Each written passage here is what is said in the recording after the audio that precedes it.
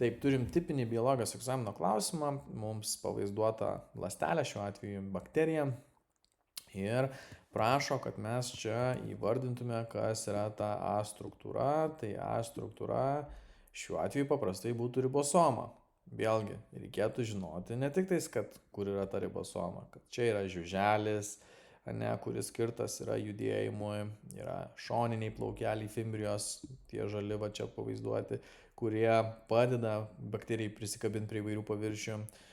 Pačiam viduje turime žiedinę chromosomą, arba tą vieną chromosomą, kurią turi bakterija, dar vadinama būna nukleoidas šita dalis.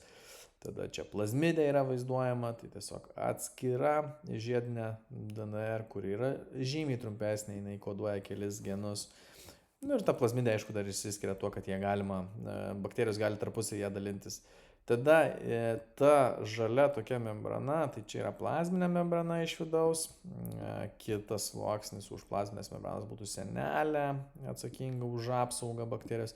Na ir tada labiausiai išoriškai turime tą kapsulę, ant kurios ten yra visos tos fimbrijos, tai kapsulė irgi ten padeda ir prie tų paviršių prisikabinti ir apsisaugot nuo įvairių temperatūrų. Šiuo atveju labai paprastai, tipinis klausimas prašo mūsų, kas tai yra, o čia yra ribosoma. Tai ribosomos pravartu, aišku, žinot, kad jos yra tarsi virtuvės, kuriuose yra gaminami baltymai.